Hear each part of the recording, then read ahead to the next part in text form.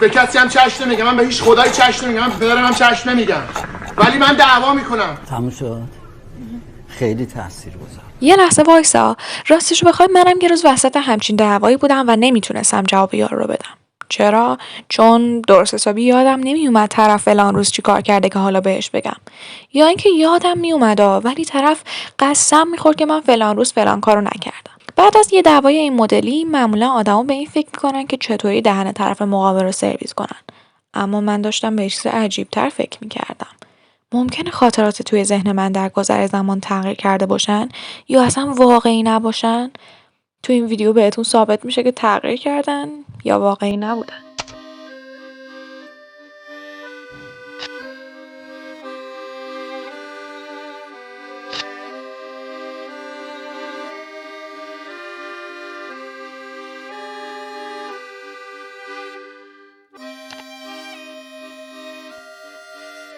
نقش خاطره الکی توی ذهن. در زمانهای قدیم، البته نه خیلی هم قدیم، به یک کشف عجیبی در رابطه با نحوه پردازش خاطرات توی مغز انسان رسیدن. اونا متوجه شدن که مغز انسان تصاویر رو به عنوان خاطرات توی خودش ثبت نمی‌کنه. جملات و معنای مربوط به اون تصاویر رو توی خودش ثبت می‌کنه. برای مثال اگه شما یه خاطره‌ای از طلوع خورشید در کنار دریا داشته باشید، تصویر این خاطره توی حافظه بلند مدت شما ثبت نشده. ثبت شده که یه دایره زرد رنگ بزرگ دیدید که همه جا رو روشن می‌کرد و صدای موج آب میومد. و خب پذیرش این قضیه که خاطرات جملات هستن نه تصویر برای ما خیلی سخته، اما آزمایش‌هایی برای اثبات این قضیه صورت گرفته. برای مثال در سال 1974 آزمایشی توسط کریک و تولوین انجام شد به اسم اثر سطح پردازش یا level of processing. توی این آزمایش می اومدن چی کار میکردن؟ لیستی از کلمات رو به شرکت کننده ها میدادن و 3 سوال در مورد اون کلمات از هر کدومشون میپرسیدن. این سوالات توی سطح‌های مختلف بوده، مثلا ساختاری بوده، معنایی بوده یا آوایی. برای مثال یک کلمه تیبل به معنای میز رو بهشون میدادن، از یکی میپرسیدن که آقا این تیبل با حروف بزرگ نوشته شده یا کوچیک، که این شده سطح ساختاری، و یا ازشون میپرسیدن که این کلمه تیبل با ایبل هم قافیه هست یا نه، که این میشده سطح آوایی، و توی سطح بعدی ازشون میپرسیدن که آقا این کلمه تیبل اصلا چه معنی میده و اونا میگفتن میز. بعد لیست این کلمات رو ازشون گرفتن و یک کاغذ جلوشون گذاشتن و بهشون گفتن کلماتی که یادت میاد از این لیستی که بهت دادیم اون تو بنویس.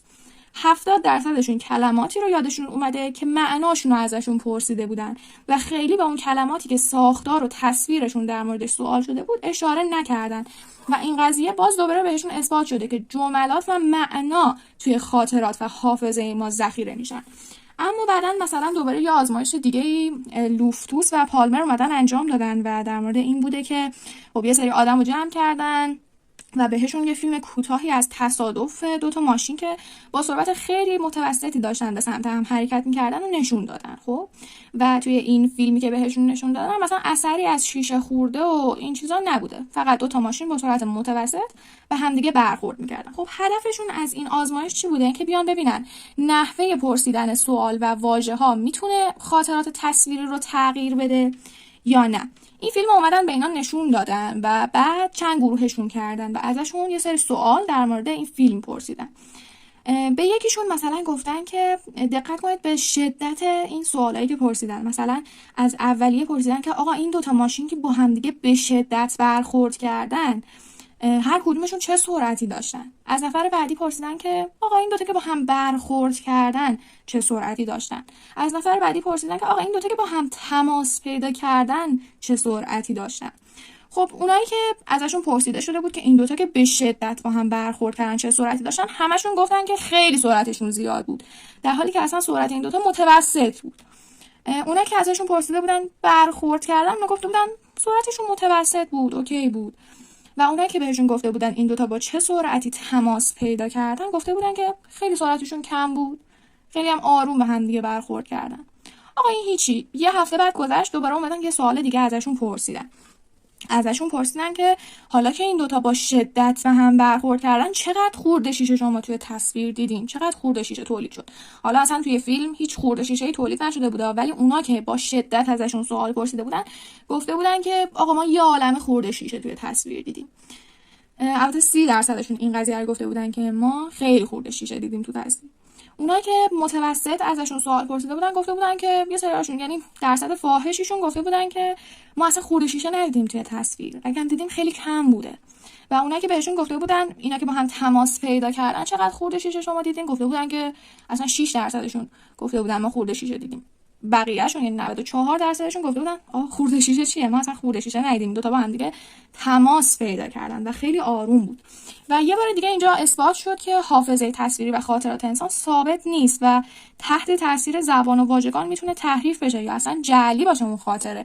مثل همین خورده شیشه‌ای که اصلا توی فیلم نبوده، ولی اونا که با شدت ازشون سوال پرسیدیم ذهنشون اینجوری بوده که خب اینا با شدت به هم برخورد کردن، پس حتما باید خورده شیشه‌ای می بوده، پس حتما خورده شیشه بوده. یه خاطره ساختن که خورده شیشه بوده. اما اگر که هنوز قانع نشدی میتونم یه مثال عینی دیگه براتون بزنم. اکثریت شما از دوران کودکیتون واقعا هیچ خاطره درست حسابی ندارید، به خاطر اینکه در زمان کودکی شما هنوز بلد نبودید که حرف بزنید، هنوز بلد نبودید که زبان چیه، هنوز معنای کلمات و معنای جملات رو نمیفهمیدید و ذهن شما نمیتونسته که خاطره بسازه، به خاطر اینکه اصلا نمیفهمیده دیگران چی میگن، نمیفهمیده معنای یک موضوع یا خاطره چیه، بنابراین خاطره ای نمیساخته. اما حالا مثلا شاید یه سری بیان بگن نه ما از دوران کودکیمون خیلی خاطره داریم. اتفاقا مثلا من میدونم که یه ماشین قرمز داشتم که خیلی هم دوستش داشتم و خب ما در جوابشون میگیم که نه خیر، شما خودتون خاطره رو نساختین، خانواده‌تون اومدن تعریف کردن که آقا شما یه زمانی یه ماشین قرمز داشتی که خیلی دوستش داشتی، یا عکس اون ماشین قرمز رو و شما که توش نشستین رو بهتون نشون دادن و حالا ذهن شما یه خاطره ای ساخته از دوران کودکیش که نشسته تو اون ماشین قرمزه و داره خیلی عشق و حال میکنه و میرونه و این داستانا. اینم یک مثال عینی. اما خب 20 سال بعد همون خانم لوفتوس که آزمایش تصادف رو انجام داده بود دوباره اومد روی موضوع تحقیق کرد. چرا؟ چون این موضوع خیلی عجیبی بود برای دیگران و خب باعث میشد که همه فکر کنن پس اگه ما همینجوری میتونیم خاطره الکی تو ذهنمون بسازیم که همش کشکیه. ممکنه که تمام خاطراتی که تو ذهن بشریت هست کشکی باشه و اصلا نمیشه استناد کرد به گذشته. بنابراین این برای اینکه دوباره بیاد ثابت کنه بهشون یه آزمایش دیگه ای رو مطرح کرد. آقا اومد یه سری بزرگسال و یه سری نوجوان، حالا می‌خواست طیف‌های سنی مختلفی باشن، اومد اینا رو جمع کرد و اول رفت با خانواده هاشون صحبت کرد. مثلا مامانشون رو دعوت کرد توی اتاق تنهایی و بهشون گفت که آقا 3 تا خاطره در مورد بچگی این بچه‌ت که اومده تو این آزمایش شرکت کنه به ما بگو، 3 تا خاطره واقعی. اون خانم اومد 3 تا خاطره واقعی گفت و حالا یارو بهش میگه که خانم من یه خاطره جعلی هم به شما میگم، شما اینو تو ذهنت داشته باش، بعد که جلسه مشترک با هم دیگه برگزار کردیم شما اون خاطره جعلی هم لابلای اون خاطره واقعی یا بیا بگو، مطرحش کن. خاطره جعلی چی بود؟ که این بچه بنده خدا رفته توی فروشگاهی، گم شده توی این فروشگاه و یه فرد مهربونی اومده کمک کرده تا مامانش رو پیدا کنه. بعد یه جلسه مشترک با مامانه و بچه‌ها برگزار کردن. خب مامانه اومد خاطراتش رو گفت آره یادته مثلا فلان روز رفتیم با هم دیگه کوه، فلان روز رفتیم با هم دیگه شمال، فلان روز توی مغازه رفتی گم شدی، بعد یکی اومد بهت کمک کرد، دوباره فلان روز مثلا ما با هم دیگه رفتیم یه مسافرت مشهد و اینا رو گفت. بعد بچه‌ها میگفت که خب مسافرت مشهد رو یادمه، شماله هم یادمه، کوه هم یادمه و حدود 30-40% گفتن که آره فروشگاه هم یادمه که گم شده بودم توش. و نه تنها گفتن فروشگاه رو یادمه که جزئیات دادن، یعنی گفتن آره ما تو فروشگاه بودیم، اون یارو هم که اومد بهمون کمک کرد موهاش مشکی بود، پیرن نمیدونم آبی پوشیده بود، به ما اینو گفت. بعد من خیلی داشتم گریه می‌کردم، مامانمو پیدا کردم و کلا اصلا خاطره جعلی رو اومدن شروع کردن واسش خیلی جدی جزئیات گفتن و دوباره یک بار دیگه به همگان ثابت شد که ذهن ما خاطرات جعلی میسازه و این خاطرات جعلی که میسازه اگر که یه نفر باشه که مورد اعتماد شما باشه مثل مامانتون و بیاد اون مسائل رو، اون خاطرات جعلی رو تایید بکنه، شما با استناد به حرف اون خاطره رو تو ذهنتون میسازین و ضبطش هم میکنید. و همین موضوع انقدری باعث تحول شده بود که این بنده خدا آقای فروید هم که نظریه روانکاوی رو گرفته بود، نظریه روانکاوی رو داده بود، هم تحت تاثیر این قضیه قرار گرفت نظریه‌اش، به خاطر اینکه تکنیکایی که توی روانکاوی ایجاد میشن خیلی هاشون مربوط به خاطرات گذشتن و اصلا بیس درمان روی خاطرات گذشته است. همین قضیه که میگن همه چیز به گذشته مربوطه و همه چیز تحت تاثیر دوران کودکی شماست. اینا میگفتن پس اگه ما یه سری خاطرات از دوران کودکیمون ممکنه الکی باشه، اصلا ما دیگه نمیتونیم بر اساس این قضیه درمان بکنیم. اما خب این قضیه شاید شما رو ترسونده باشه، از جمله خود من، و یه سری خطرات جدی داشته باشه. مثلا چی؟ مثلا اینکه ممکنه که بیان از شما یه سری پرسش‌های جهت‌داری بپرسن، یا مثلا یه سری بیان یه رویدادی رو کاملا جدی با جزئیات براتون توصیف بکنن، یه دروغ رو به شما با جزئیات بگن و شما واقعا متقاعد بشید که آره این قضیه وجود داره، که این مبحث توی مباحث سیاسی و اجتماعی خیلی اتفاق میفته. مثلا میان دروغ رو به شما میگن، انقدر با جزئیات میگن که شما متقاعد بشید که انگار این راست بوده و یه خاطره تو ذهن شما کاشته میشه. بنابراین ما نباید هر چیزی رو در مورد مسائل سیاسی و اجتماعی به راحتی بپذیریم. دومین مورد این که خب شما اگر که یک زمانی تحت تاثیر آسیب باشین یا مثلا تحت فشار باشین، ممکنه که بیان یه سری خاطرات دردناک جعلی یا اغراق شده بر خودتون بسازین. مثلا یه اتفاق بدی توی زندگیتون افتاده، هی اون بد رو گسترشش بدین، هی بیشتر بهش بها بدین، هی مثلا به اون خاطره اضافه بکنین، چون همه چیز در مبنای معنا و جملاتی که شما به کار میبرید دیگه.